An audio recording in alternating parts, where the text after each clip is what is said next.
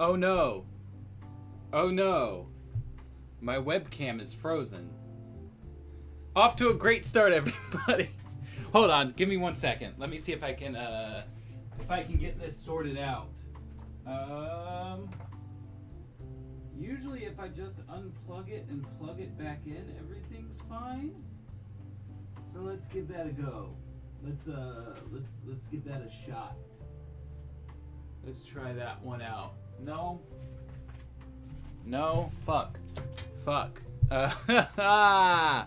Hold on. What if I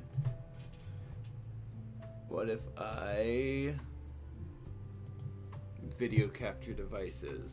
Fuck.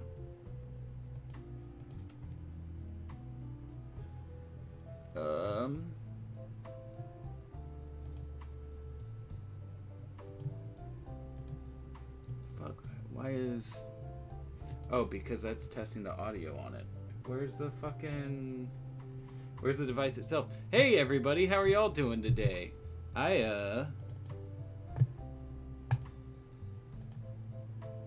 Configure video maybe? No? What if I deactivate and then reactivate? No? Oh no. Oh no! Hold on, what if I deactivate, unplug it, and then reactivate after it's replugged? What if that works? I swear to God, y'all, it's never a Maddie stream in entirety if it doesn't have some kind of fuck up. Alright. Now we'll plug it back in. Now we hit activate. Hey! There we are. Hello. Hello. Hi. Welcome to my new apartment that's actually more of a duplex than it is an apartment. It's like living in half of a house rather than a full house. Which Netflix, if you still have the full house rights, hit me up. I got a pitch. It's called Half a House. It's where the Tanner family... Is that who it is? The Tanner family? I know Danny Tanner's on that show, but I don't know if the whole family's called the Tanners. But the Tanner family ends up falling on hard times because of how full their house is, and they can't afford the mortgage anymore. And so now they have to do a duplex. But yeah, the place is honestly really nice. The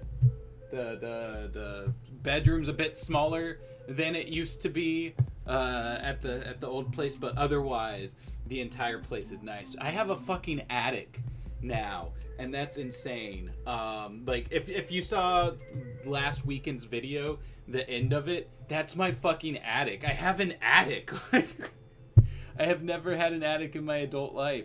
It's very surreal. Let me catch up with y'all real quick. Any ideas? I got Seftrix. I always forget how to pronounce your name, saying wow, I'm early. Hello. Wowie in with the biddies saying noom zoom. Good messages. Seftrix back with Did You See Nightwing's mullet is back in the new issue. Yeah, I did see that. That's interesting. Also, why don't the Bat family members appear in JLI? My guess is just because since they didn't appear on the show and they're trying to stick closer to how the show is. What's up? Can't find my rain jacket, which probably has the car keys. Rain jacket? Which jacket was that? The black rain jacket. Your black rain jacket. If it's not out there, then I don't know what to tell you. I mean, it could be one of these, but that's up to you if you want to be on cam looking through jackets. Not entirely. Okay. Where was I? Sissy had me distracted for a second. Let's see. Danny's in here. Hey, Danny. Finally, I've been dying for these. By the way, I'm joined the DCAU subreddit, and I'm the most active guy over there. Hell yeah. I used to be the most active person over there.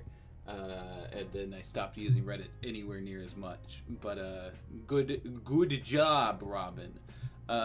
Real book hours. Who up? I'm up. I love the contrast between how me and Wowie introduce ourselves. Yeah. You gotta start pretending you're a car some more, Danny. We are two sides of the same moderator. Gaslight, gatekeep, Ganthet, let's go. True. Maddie time. Purple Maddie. Yes, I could be a plethora of different colors, but I'm keeping the purple for like the vanishing point kind of theme going on. I'm sure missing the last few streams won't matter, right? Probably not. Stream was a bit finicky. Is it less finicky now that I'm not frozen? I don't know how good our internet is, seeing as, you know, it's a brand new company and everything for us. So I don't know. Love the new room. Hey. Had strawberry coffee. It was why would you do that? My entrance line was too good. It broke stream. Honestly, that's what happened.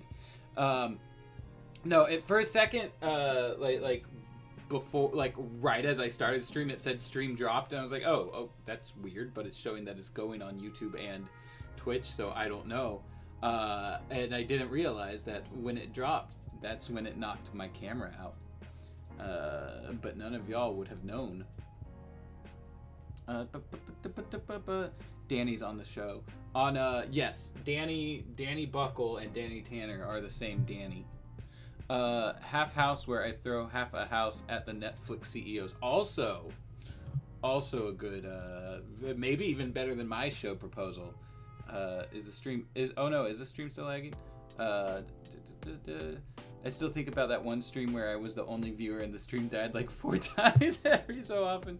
Wait, stream's fine for me. Okay. Alright. Well, if stream's fine for everyone else. Hello, Sainarayan Pardeep. I hope I'm saying that correctly. And first time chat from viewer Alton Plaz. Hello back to you as well. Okay, you're on 4G, so now everything's good. Tight. Well,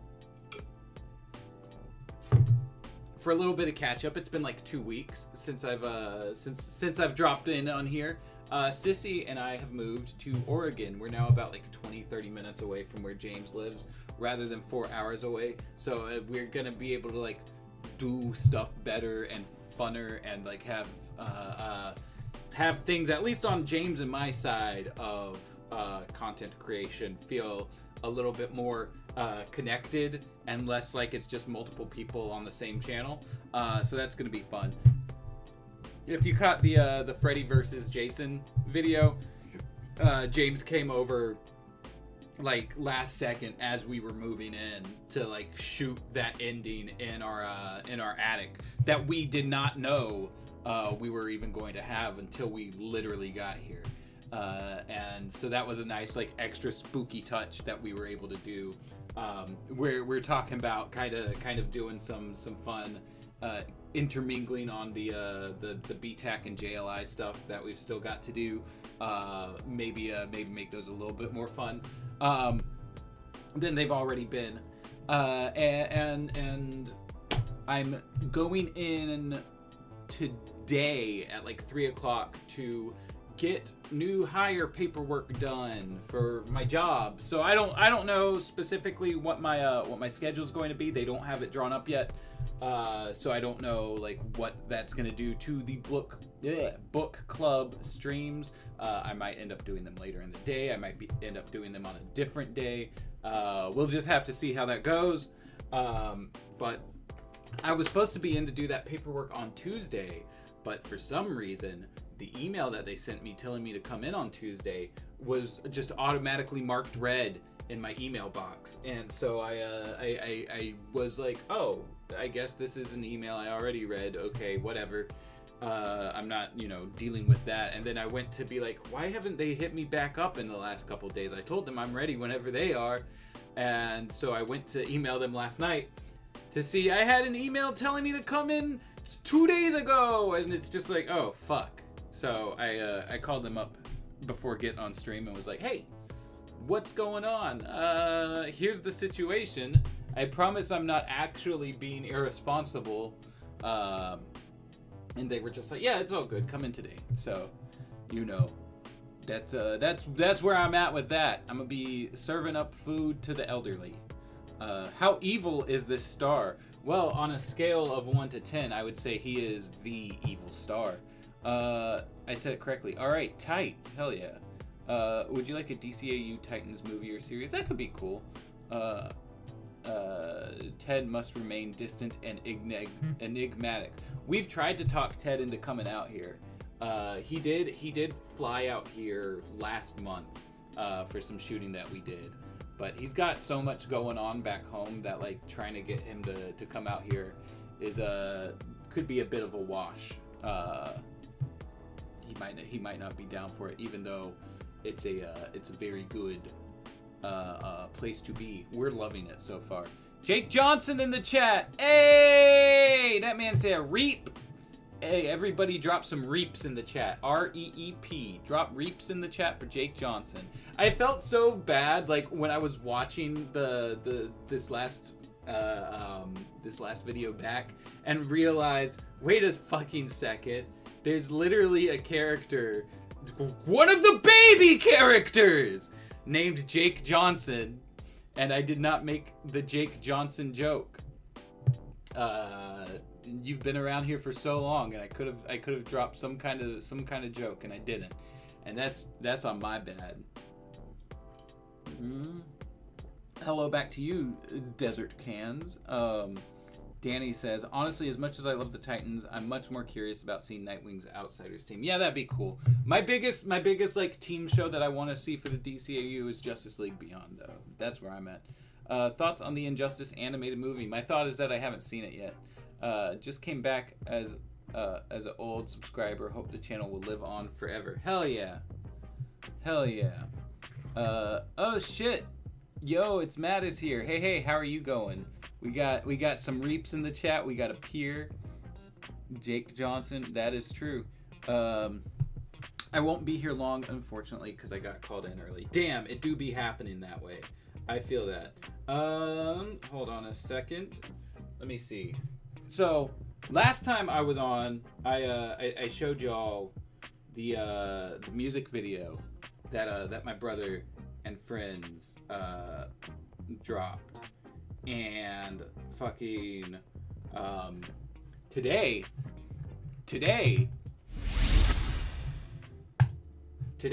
they have dropped the record. So if that's something that any of y'all are interested in, I'm gonna drop that in the chat. I've listened to it twice now, and it's real fucking good.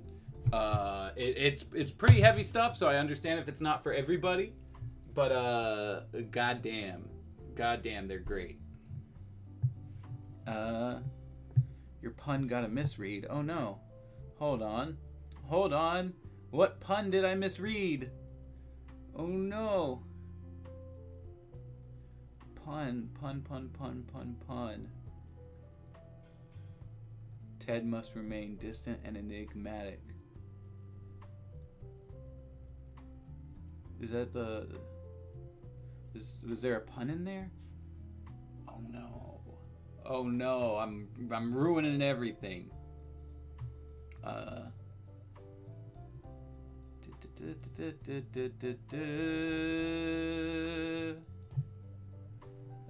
Is it the Justice League Beyond or the Justice League Unlimited? I mean, obviously, in canon, they're called the Justice League Unlimited, but like if you did the show, you'd have to call it Justice League Beyond to not, cause confusion. Hey Andrew, how's it going? Pun, Jake Johnson joke Johnson. Oh, okay. I got you now. But yeah, so that's if you wanna find my brother's band's album, it's here on what is it? No Echo. I dropped the link in the chat. It's a pretty fucking killer album. I will say that the last 3 tracks are probably my favorite, but it's only 7 tracks long, so that's like half the album. But it's great shit.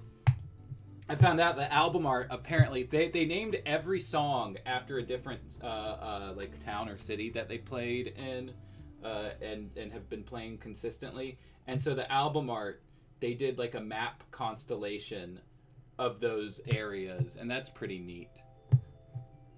But yeah, anyway, dropping from that, are y'all ready to get into the book?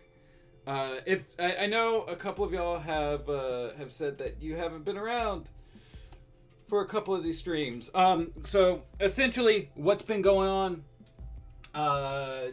Jon Stewart has somehow been cloned across the galaxy, but without any of his memories, and so they the dudes are just like trying to get him to fight their war for them. Against Evil Star, which Evil Star is a villain, so you know, fucking get someone to be fighting against them. That's fine, but like, you don't do it on these weird terms, I guess. And so the last chapter, oh god, it's been 2 weeks. Last chapter, I want to say he took down Evil Star's communications tower or something like that. Or like broadcasted a message from the communication towers to be like, look at this, I'm defying Evil Star. And that's basically where we are. There's a clone of John in an intergalactic war that he has nothing to do with.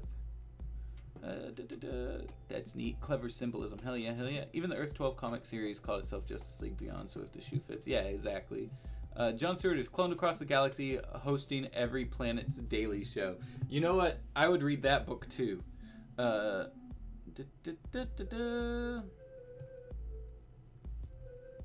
cans in my name means treasure in my language, Arabic. Oh, that's interesting. But yeah, so that's where we are with the story, and I will start reading the story, I suppose. The Conqueror of Auran smiled a thin, deadly smile. That's the name my subjects have invented for me. He tilted his head to one side in a gesture of curiosity. But who are you? John smiled back. I'm the guy who's going to show you the error of your ways. Oh yeah, I don't have the... God, I can't like lean my chair or anything anymore. I don't have the, when we moved, the vanishing point chair that I used to use, the one that was from like the storyline and stuff early on, it was one thing that we could not fit in our second trip in the car, and so we just threw it out because we'll end up getting a new one eventually. So I'm just sitting in a terrible little kitchen chair, and it's not fun. I've got like a little back support thing on it, but otherwise ain't the most fun thing to be sitting on. It's very hard. I'm the guy who's going to show you the error of your ways. Evil Star didn't seem impressed in the least.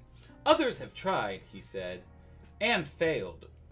There's always a first time, John said, wishing he was half as confident as he sounded. Then he leveled a blast of green force at his adversary, but before it could reach the tyrant, a globe of gold-tinted energy formed around him. When the blast struck it, the beam splattered like a stream of water hitting a brick wall. Inside the globe, Evil Star smiled. But John wasn't about to accept defeat so easily. Flying closer to his adversary, he battered Evil Star's defenses a second time and a third. Unfortunately, the results were no better. Evil Star remained untouched behind his gold-tinted barrier. John grunted.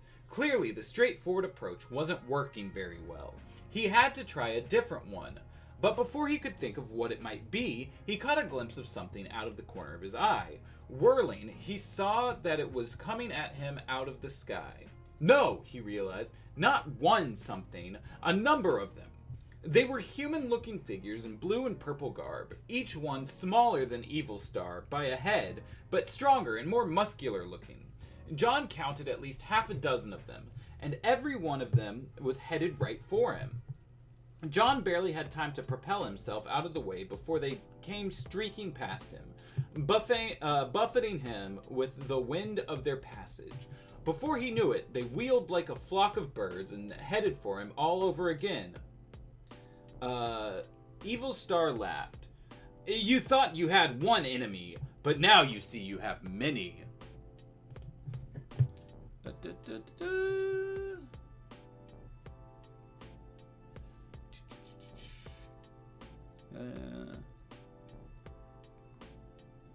Hello back to you, Aiden. Let's see. But that chair was my favorite Watchtower cast member. I know, it's unfortunate, but we'll end up finding some kind of replacement. It was wearing thin anyway, because the cats would continuously scratch it and everything. Speaking of, I think I hear one at the door. Oh, the chat keeps moving. Is the Watchtower? I don't even know what that means. There was a good vid Maddie did about the other possible members of the Beyond Justice League. Yeah, I did that a while back. The one that I think if they were to ever do a Justice League Beyond show, I would want them to add John Kent into it. I've been thinking a lot about that lately, and I think it would work very well in the DCAU. When will the stream end? Whenever we finish 2 chapters, probably.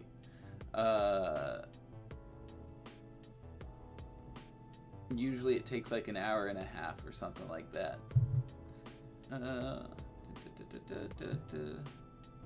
Tiny evil stars, mean stars.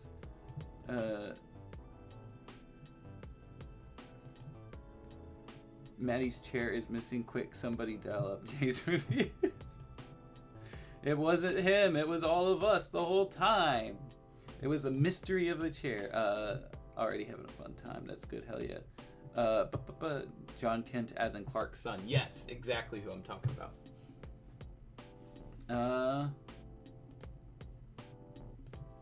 Let's see. John frowned. These had to be the artificial beings Malene had told him about. Evil Star's blindly obedient henchmen who fought for him without question or pause. His starlings. Starlings are birds, aren't they? John might have had a chance against Evil Star if it had remained 1 against 1, but with the starlings thrown into the mix, he would more likely wind up a blotch on the landscape. He didn't like the idea of running. It went against his nature, but he had to think about more than his pride. An entire world was depending on him.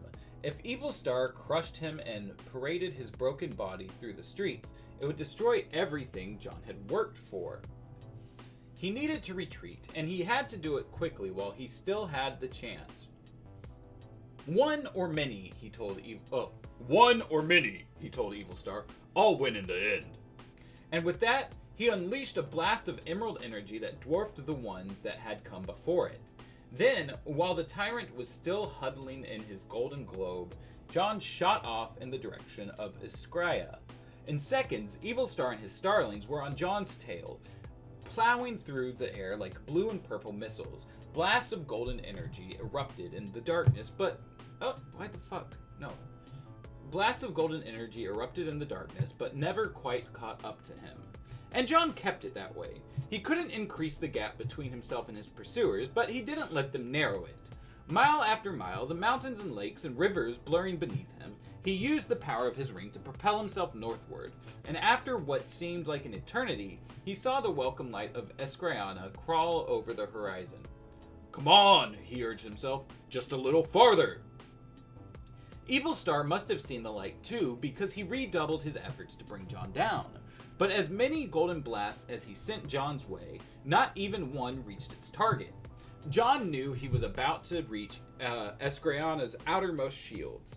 If they were strong enough to keep Evil Star out, they would be strong enough to keep him out too. And though the technicians operating the shield projectors would see him coming on their monitors, they couldn't just drop the shields for John. Then they would be letting their enemies in as well as their protector.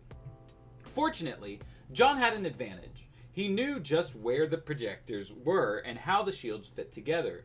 With that in mind, he headed for a place Evil Star would have trouble reaching.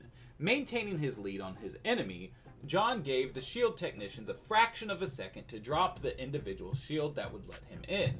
If they failed to do so, John would be cornered at his pursuer's mercy. But the technicians didn't fail. They dropped the shield for just the amount of time it took to let John in. They raised it again in time to absorb a blast of Golden Star energy. John turned and hovered for a second, curious to see Evil Star's reaction. The tyrant unleashed a furious barrage at Escriana's invisible barrier, brightening the sky for a second or two. But it didn't do anything. The shields held. Seeing that, Evil Star glowered wordlessly at John. Then, with his starlings in his wake, he looped around and went back in the direction he had come from. John watched them go until darkness and distance claimed them. Then he floated to the house he shared with Malene, eager to tell her about his latest venture. I'm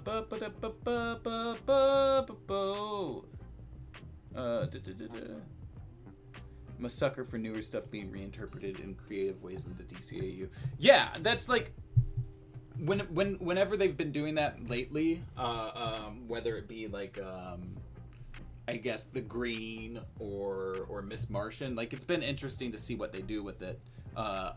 Fucking Argus even.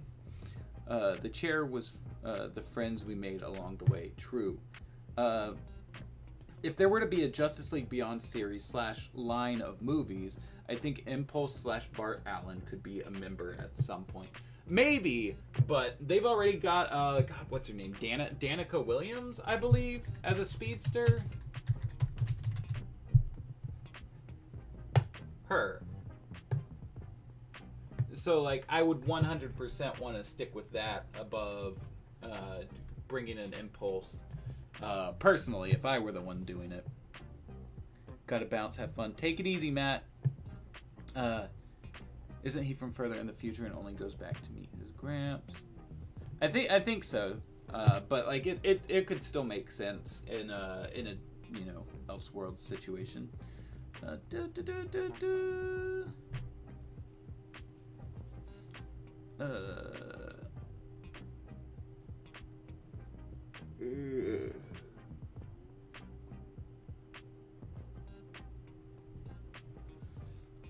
Where were we?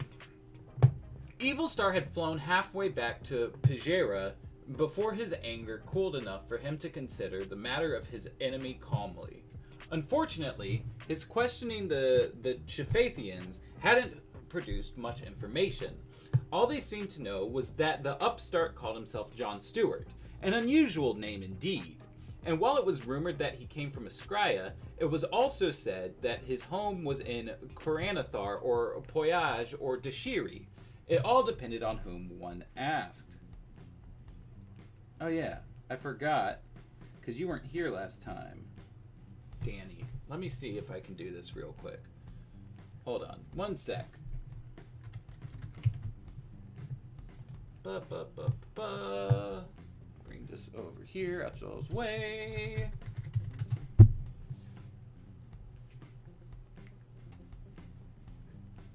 Go on to the stream, gonna eat a lot of peaches. Going to the stream, gonna eat a lot of peaches.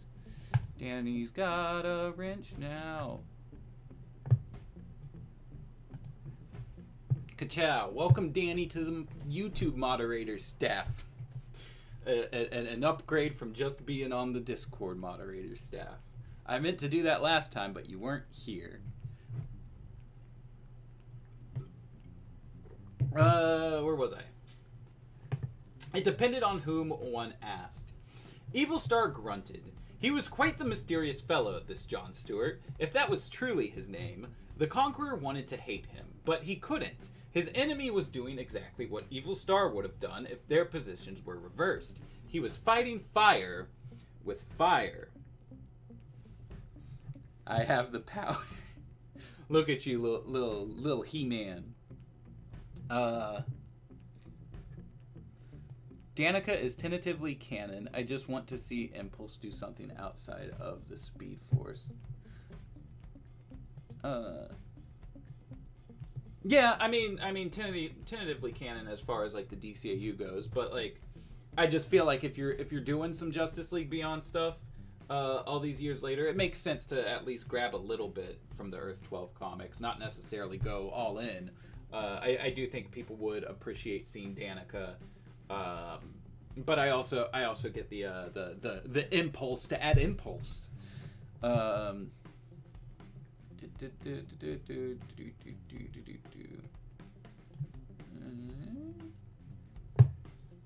see. Fighting fire with fire. That ring of his is an interesting item. Probably more of the ancient's magic. When I finally catch him, thought Evil Star, I'll have to take it apart and see how it works. And he would catch the fellow. He had no doubt of it. Evil Star wondered what this John Stewart would report to the council in Escreana. Probably that he had succeeded in his mission. That he had made their great enemy look vulnerable, mortal, and also that they would need to keep the pressure on. But Evil Star wasn't worried about John Stewart's next move. After all, he meant to apply some pressure of his own. There really hasn't been a lot to note so far this chapter. Another straight cis white man in power. Damn. Is Danny straight? That's it. I'm taking the power away. No power for Danny.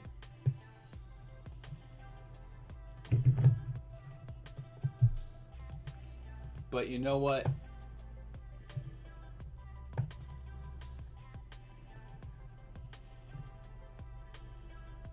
I feel like I can trust you with this as well, Amy.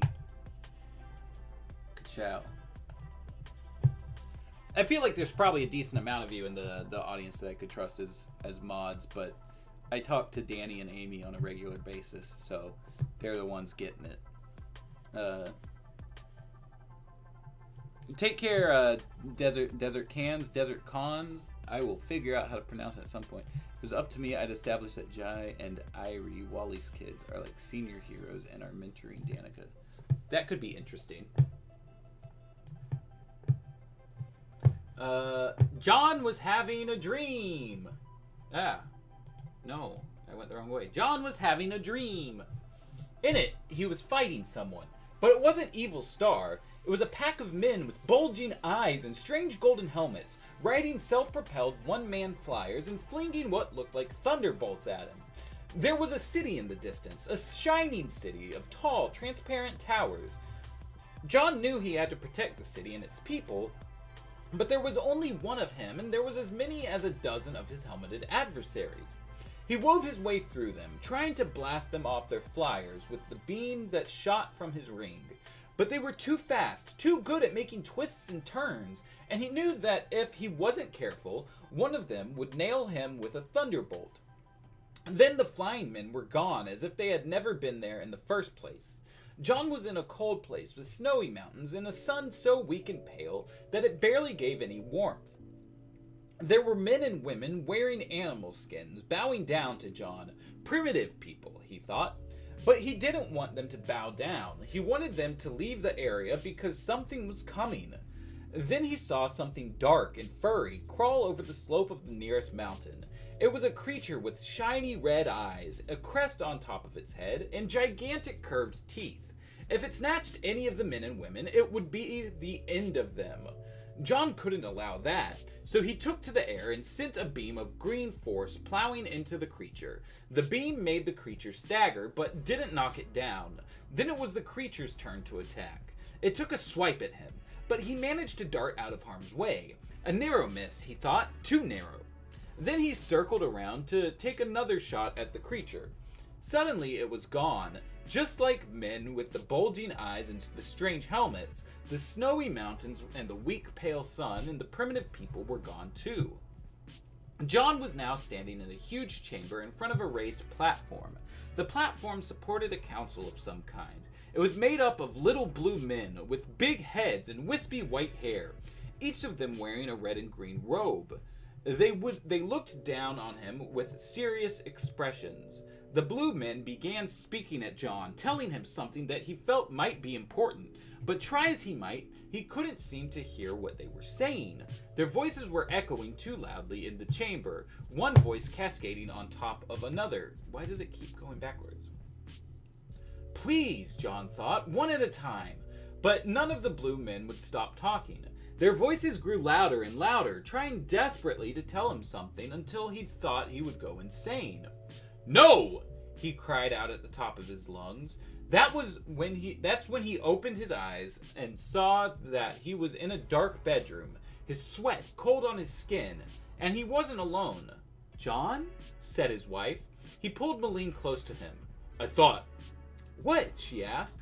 He shook his head, trying to remember, but the memory was already beginning to fade. I was on another planet, fighting men with some kind of thunderbolt weapons. And then I was on a different planet, protecting a... God damn it, why? Protecting a primitive tribe from a big dark beast. And then... Then? Said Malene. Then I was standing in front of a group of little blue men, and they were trying to tell me something. His wife brushed his cheek with the back of her hand. You had a nightmare, he sighed. Was that it? What else could it have been, she asked. John shrugged. I don't know. It seemed so real, as if I had actually done all those things. But how could that be, Malene asked. You've lived here on Aran all your life. You've never been to another world. He nodded. She was right, of course. Still, he would have loved to know, God damn it, what the little blue men were trying to say. And that's the end of chapter 11. Not really a lot to note. I guess the Guardians showed up in a dream. Though they've already been mentioned. I guess men with lightning weapons and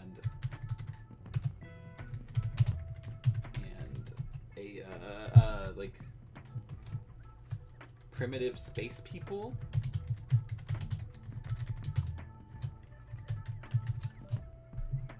Which, like, they both showed up as dreams, but we're supposed to believe that John's dreaming of something he's actually been through. So, I don't know who they could be off the top of my head. But they gotta be someone.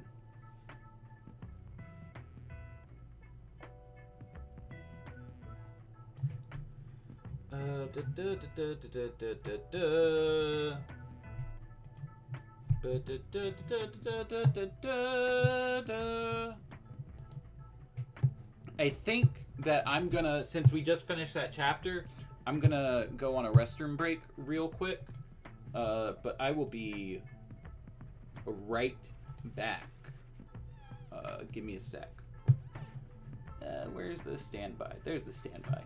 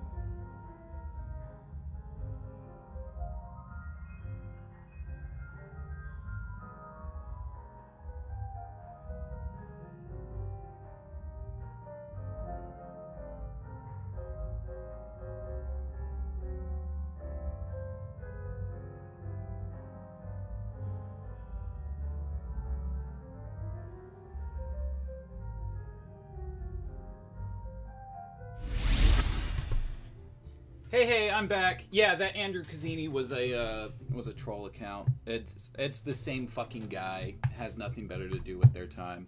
So you know, if I guess if you see something pointed out to a mod, and to take care of it, I guess. Ka-chow. But yeah, I'm back from the restroom. And God, I feel like, what the heck? Where was I? Chapter 12. Are y'all ready for chapter 12?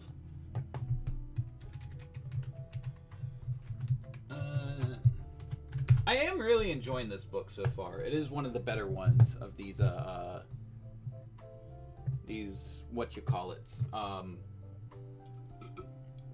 Justice League tie-ins. It's a little bit above what a Michael Teitelbaum one has been.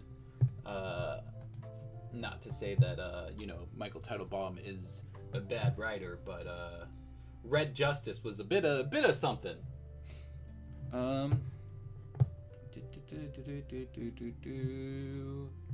More Flash talking. And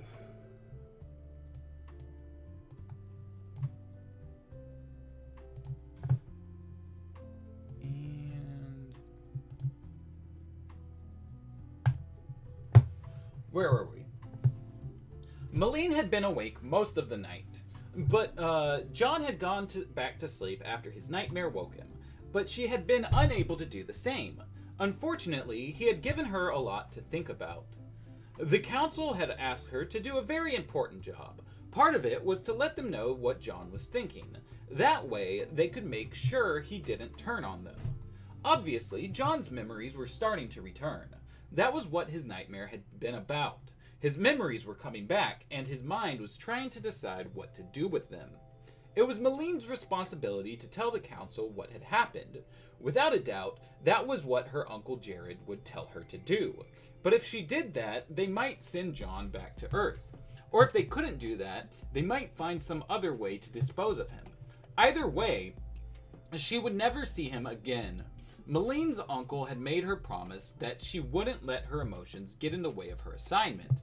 But it wasn't just herself she was thinking about. It was her entire world.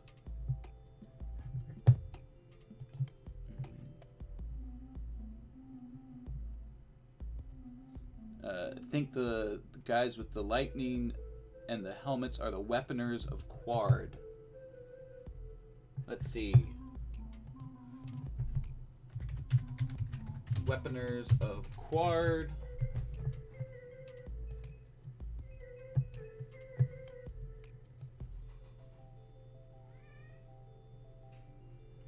Ooh, this looks like it could be.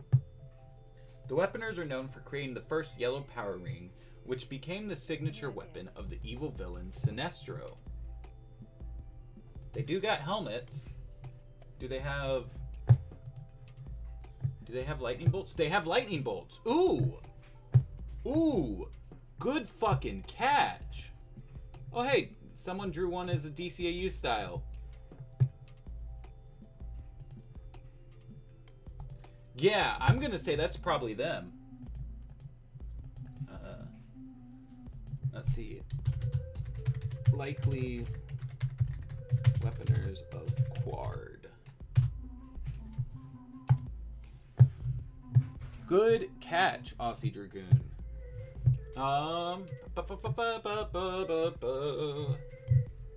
Where was I now? His memories were coming back. Malene's uncle, but it wasn't just herself she was thinking about, it was her entire world. That's where I was. John was their only chance to defuse the threat of Evil Star, and she couldn't imagine him turning on them. Not even if he did remember who he was and realize how they were using him. Biting her lip, Malene made a decision. She wouldn't tell the council about John's nightmare. But was she doing the right thing? Or was she betraying her nation and maybe all of Auran? Only time would tell. Quard is the home of the Sinestro Corps, right? I believe so. It said they made the first yellow the first yellow power ring, which became the signature weapon of Sinestro.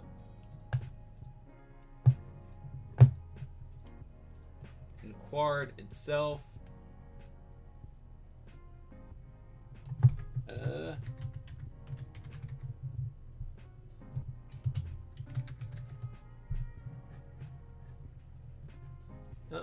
Get out of here, you fandom ad. Having survived his apparent death at the hands of renegade Green Lantern Hal Jordan, Sinestro returned to Quard and full control over the Weaponers. He forced them to mass-produce yellow power rings to outfit his own army of soldiers known as the Sinestro Corps. So yeah, yep, that is correct. Damn, okay. I gotta pass that on to James and Ted in a little bit.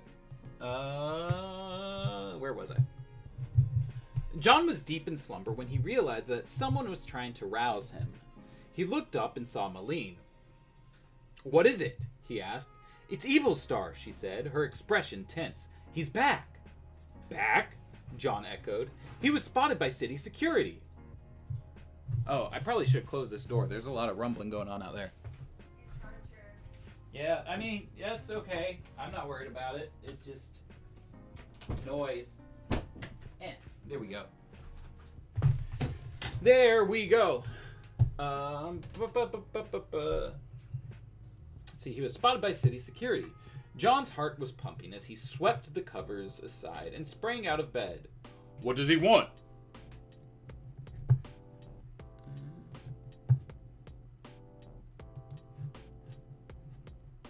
Not the biggest Wallace advocate either. I was really happy when they brought back original Wally. Nothing to do with race stuff. I just like his less serious characterization. What do you mean nothing to do with race stuff? All of the Flash is race. Racing is the Flash way. But I dropped my phone. Yeah. What does he want? God damn it, why does it keep fucking... Malene shook her head. "I don't know." John scowled as he crossed the room and opened the closet that held his green and black costume. If Evil Star had wanted to attack Askria, he would have done it already, so clearly he wanted something else. "Be careful," Malene told him. John pulled his clothes on. "I'll try," he said. And then he made his way through their house and flew out an open window. Higher and higher he rose, buoyed by the power of his ring, until he could see past the city's towers and get a view of the vast darkness beyond. That's when he saw Evil Star. The tyrant appeared to be alone. If he had brought his starlings with him, they were somewhere out of sight. John propelled himself in Evil Star's direction and stopped just short of the city's transparent barrier. Evil Star didn't make a move to defend himself, but then he knew that Askriana's shield stood between him and John's ring. "What are you doing here?" John demanded. "I came to give you an opportunity." "Really?" said John. "And what kind of opportunity might that be?" "We don't have to be enemies," Evil Star told him. "You could join me." John eyed him with suspicion. "You think so?" Evil Star shrugged. "Why not?" "Thanks anyway. I don't think I'd be happy as one of your starlings. I've got a mind of my own." "You know that's not what I mean," said Evil Star. "I'm not talking about your becoming an unthinking puppet. I'm talking about sitting on my right hand, occupying a position of authority." This man wants Jon Stewart to sit on him. This man said, "Come, sit on my right hand." Not sit at my right hand. Sit on my right hand. Dude's just like, "Please, John, sit on me. I would love if you just plopped down, took a seat right on my hand. I want them cheeks. Just fill my hand with them John cheeks." Until DC used the time sense to screw over Wally at every turn. I feel like Bart Allen has to be the natural choice for DCAU Kid Flash, though. Damn. Y'all ain't even reacting to John Cheeks. Can't believe y'all. I thought that was fun. Maybe there's a little bit of lag in the thing, but that's all right.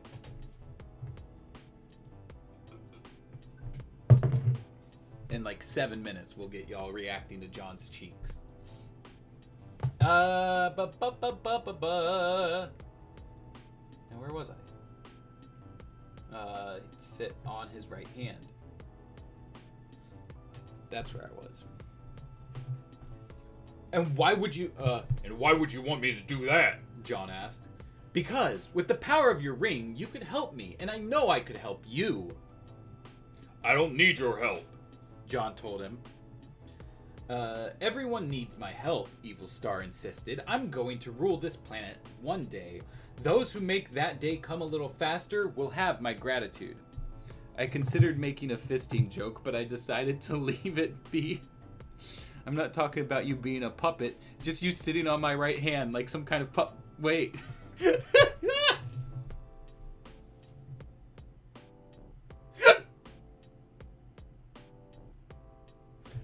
Oh dear. Oh, beautiful. God.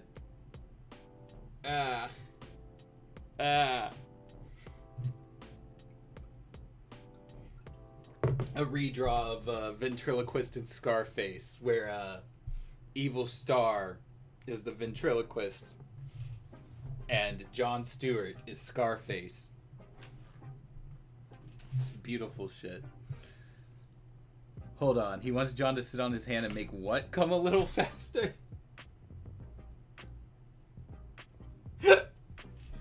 The day he rules the planet. That's what he wants to come faster. And those who make sure that day never comes? Evil Star smiled. You make it seem like you're not tempted, but I know your kind. You possess power, and those who possess power always want to possess more of it. Not always, John said. I have all the power I need. Evil Star laughed. That's what I said once, but I was wrong. You can never have enough power.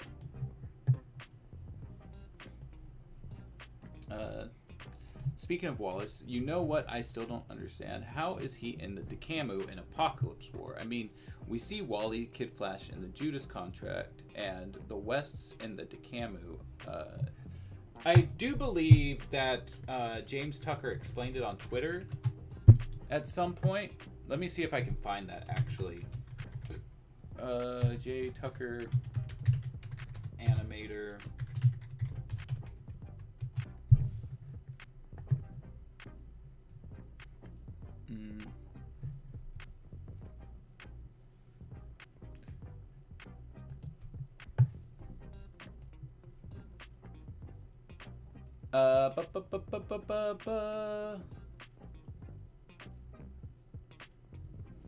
Let's see. James says, we might have answered what happened to Wally had we got a third movie.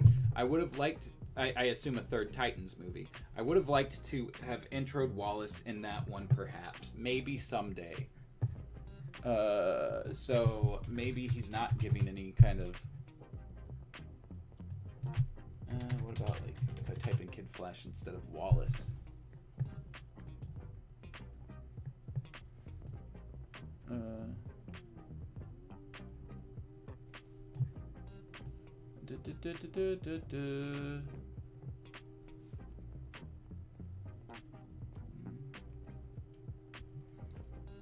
I just thought starting Barry out as Kid Flash in Flashback, then introducing a new Kid Flash to the Titans in a third movie would be cool. Unfortunately, we didn't get to do that third movie, which is why the new Kid Flash was only briefly seen in Justice League Dark Apocalypse War.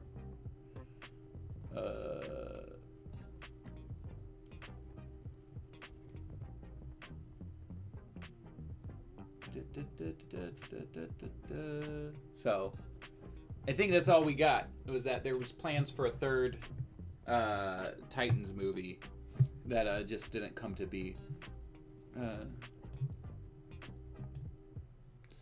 Wally used the Superman machine Lois had. Oh no. Did he explain why Wally, Speedy, and Bumblebee didn't age from Judas Contract flashback? I don't know. I would have missed that myself. Also said they'd never set up, they set up Wonder Girl and never even gave her a voice. Yeah, I mean, they definitely set some stuff up, but like DC just, there's some things that DC just wouldn't greenlight. So, or I guess Warner Bros. More so. Where was I? At the top of this page, probably.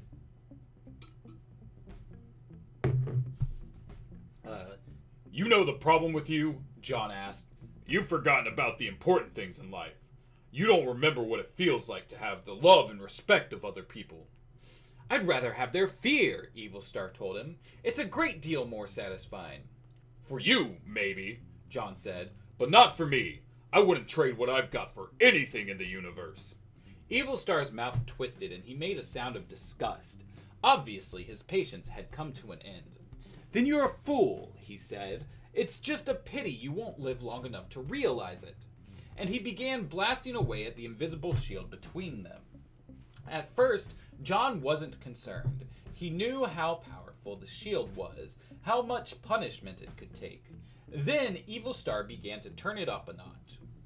Brilliant, blinding waves of light flowed from his starband, bludgeoning the barrier with the fierce stellar energy accumulated in it, hitting the barrier with so much force that it shivered, and then, amazingly, began to buckle under the onslaught. John found himself floating backward, uncertain now that the shield would hold against Evil Star after all. His right hand, where he wore his ring, clenched into a fist. That's when he noticed something new about his enemy's starband. There was a raised strip where before the metal had been smooth. It looked like Evil Star had improved the starband, made it even more powerful than before. Suddenly, the tyrant desisted. His starband stopped pouring out energy, and he smiled, letting John know that he could have pierced the barrier if he had really wanted to.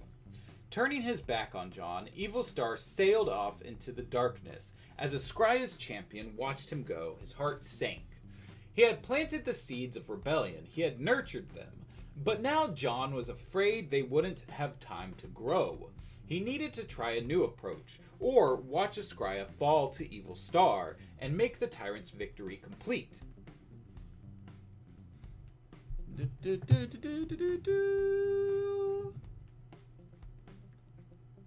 Evil Star is a lot more animated than I expected he'd be. Yeah, he's a bit. In Apocalypse War, I thought it kind of just felt like they were trying to prop up the Titans' numbers so they'd be more to kill off. Didn't know James Tucker actually had an explanation. Yeah, no, he, like, just going through a lot of the DCAU stuff that he posted for the sake of, like, the timeline videos and stuff, there's a decent amount of stuff that, like, either was gonna be its own movie that just didn't get to do the way that that they wanted to do, or like was going to be in movies and ended up getting cut because of XYZ situation. The DCAU was always pretty messy. They probably shouldn't have tried to do another shared universe right after. The standalones feel like a better choice. I'm down to have both, personally. I think that, like, the biggest thing about doing another shared universe after is that, like, because of the way that Apocalypse War ended, like, people are expecting there to be a connection somewhere, but, like, James Tucker's not even the one doing these anymore, so, like, it's not, he wasn't setting that up. He was just ending his universe, bookending it kind of the same way they did with Flashpoint. Also kind of crazy that we saw DCAU Speedy but no Green Arrow.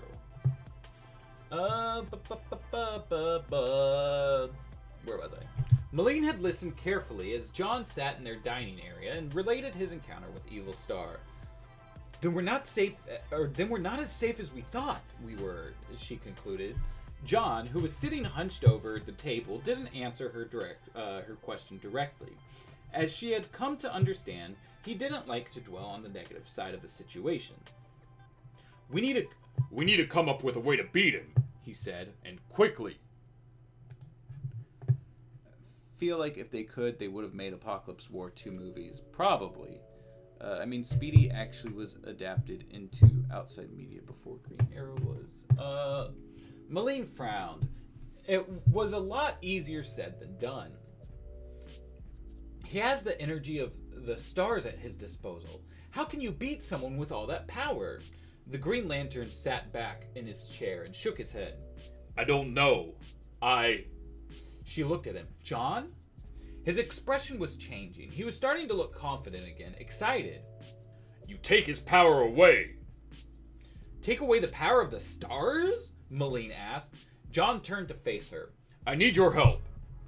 Ask, she said, and it's yours. He took her hand and held it in his own. Then he told her what he needed. There was a small, wooded range of mountains northeast of Escriana. John sat on its highest peak and searched the inky black sky. It wasn't long before he saw the glow of Evil Star's starband. Of course, the tyrant could have muted it as he had before and approached under cover of darkness, but this time he wanted John to know that he was coming. His starlings were trailing behind him, partially illuminated by the starband's soft light. John tried to imagine what it was like to serve so blindly, to depend so utterly on the power of another for one's existence. Let those who worship evil's might... ...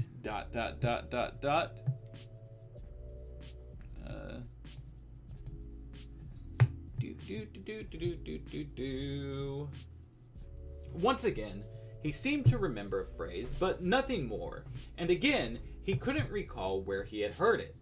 John felt that if he thought about it hard enough, the answer would come to him. Maybe someday he would have the chance to do that. But at the moment, he had something a little more urgent on his hands. Evil Star came to a halt, less than 10 yards from John, his blue cape billowing about him. His starlings, on the other hand, moved to surround John the way a pack of wolves might surround a lost sheep. Forming a ring around him, they cut him off from any possibility of escape.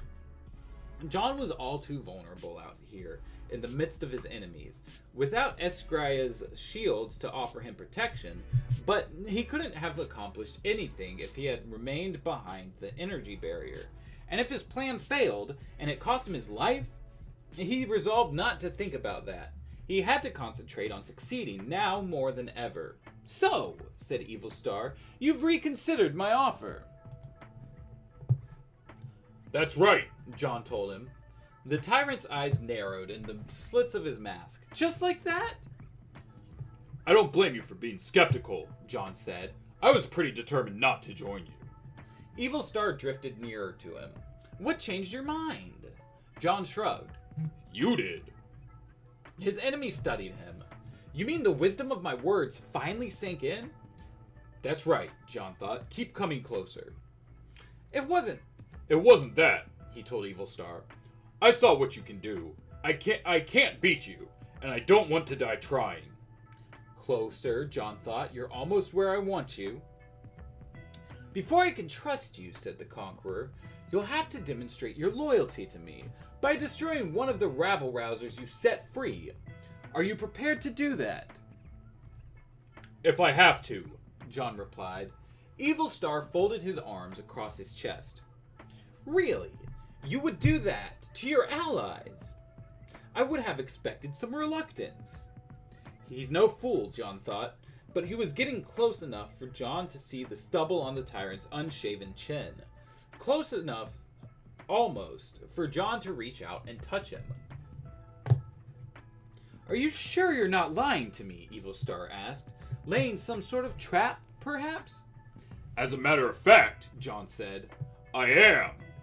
Before the tyrant could react, the ground under his feet exploded and a piece of flexible sheet metal erupted to envelop him. It looked like a giant Venus flytrap, snapping up an unsuspecting fly. But a Venus flytrap operated on its own. The piece of metal was driven by the power of John's ring. Too late, Evil Star raised his right arm, attempting to vaporize the metal with a blast of stellar power. But by then, John had already used his ring's energy to clamp the sheet around Evil Star, completely encasing him in it. It hadn't been hard to get the flexible metal. It was the same stuff Malene had used to hold their food the other day. All John had to do was find the factory in Escriana that produced it and obtain a large uncut sheet. It seemed absurd that so humble a material would foil the great and powerful Evil Star, and yet its opacity, strength, and flexibility stood at the core of John's plan. After all, the tyrant's might came from the stars, and John had just cut him off from his only source of power. But how long would it take for Evil Star to feel that loss? A second? A minute? An hour? Still never gonna get over that JLU Speedy pseudo crossover with Teen Titans. But I know, not really, I guess. Super Friends was legit. Has only adapted appearances before JLU, except the jailed force. Super Friends. I feel like I'm misreading that sentence somehow, but that's okay.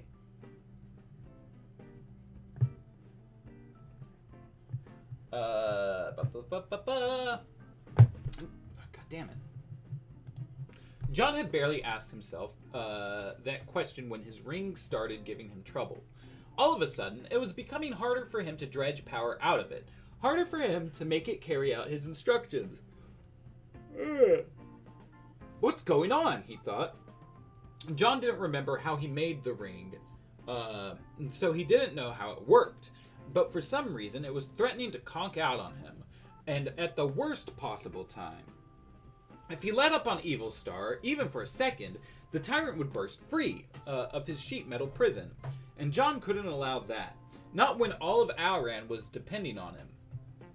Evil Star strained hard against the metal, using muscle and energy alike. Holding him in check was like holding back an avalanche, but Ascria's champion didn't give in. He gritted his teeth and forced his ring to keep up the battle. Evil Star grew hot with pent-up energy, as if he were himself a tiny sun. But John's ring drew the heat away from the metal and released it harmlessly into the air. Come on, he thought, urging on his ring as well as himself, just a little longer. And little by little, to John's great relief, the tyrant's efforts began to diminish. He seemed to weaken, his energy reserves spent in futile attempts to blast himself free. Finally, he stopped struggling altogether. His power and the heat he had generated were all gone. He was as powerless to move in his metal confinement as any other Aranite would have been. It was then that the starlings began to fall from the sky. Evil Star's power sources had been the stars, but the starling source was Evil Star. Deprived of the energy and guidance with which he supplied them, they couldn't remain aloft. They couldn't even move. All they could do was plummet like huge blue and purple hailstones. John watched until the last starling hit the ground and lay still. Then he pulled away some of the sheet metal covering Evil Star. Underneath it, the would-be conqueror was pale, drained of all his strength. Barely conscious, in fact. He couldn't even put up a fight as John slipped his starband off his arm. Without that starband, Evil Star was just a man, an exhausted one at that. With what seemed like the last of his power, John gathered him up in a green bubble and took him back to Escria as his prisoner. Escria.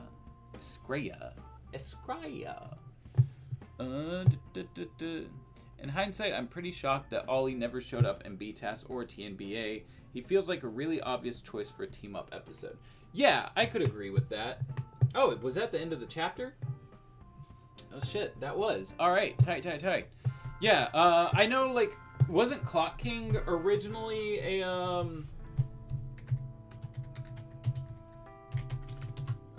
Green Arrow villain?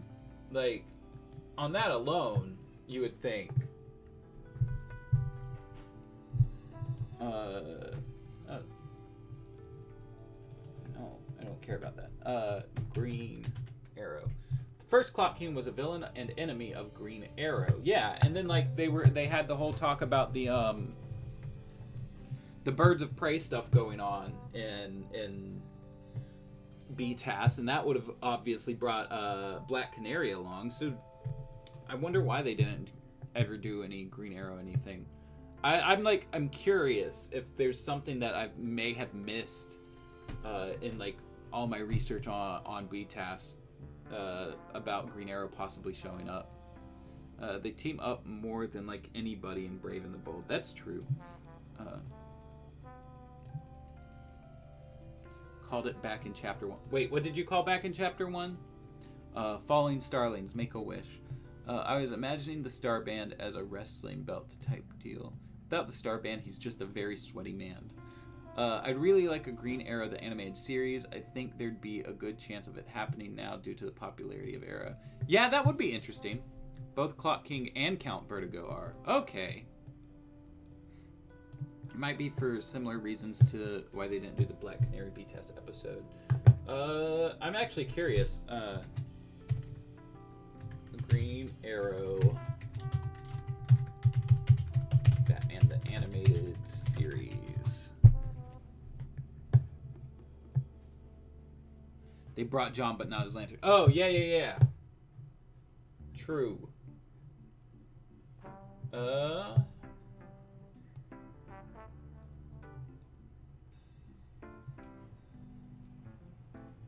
Well, if it ever was talked about, it's not very... It's first page of Google. Yeah, he do be on borrowed power. Well, I do think that that's where we're drawing to a close today. I'm glad I was able to pop back in. I do think that, let's see, what do we got left? We've got chapter 13, chapter 14.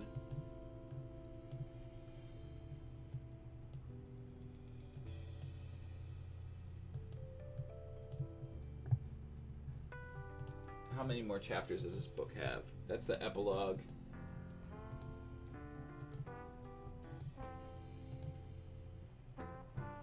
Okay, so we got chapters 13, 14, and an epilogue left. So the next time we do this, we will be finishing the book off. It looks like. Hopefully that'll be next week, but not too entirely sure.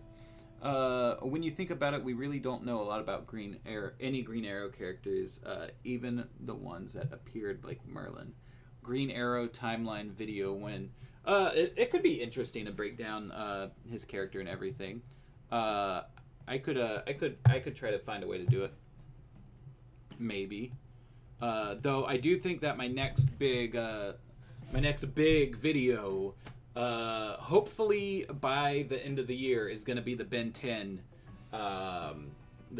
video, which means I need to get back on top of doing the notes for that. Which now that I have my computer up and going, shouldn't be too difficult. I think the biggest thing is just like trying to figure out the time with now going back into the workforce. But I was already pretty close to the end of the show as far as my second go through goes. But maybe after that, a Green Arrow thing. But that said, I gotta go ahead and bounce, get ready to go in, do that new hire paperwork and all that in like an hour or so. So you all take care. Have a wonderful rest of your week. I will see you all in the Discord and on Twitter and anywhere that you can find me. And stream the Blind Tiger album one more time. I'm gonna drop. That's not the right link. I'm gonna drop the link to stream the Blind Tiger album. This is my brother and my friends. And you guys should support it because they are awesome. Ka-chow. There it is. I'll tell you what's crazy is that JLU Black Canary is voiced by Marina Baccarin, who's Leslie Tompkins in Gotham, Vanessa in Deadpool, and Gideon from The Flash. Dang, that's what I call a genre actress. But yeah, anyway, I'm bouncing. Y'all take care. I will see you next time. hopefully next week. Thank you for being here.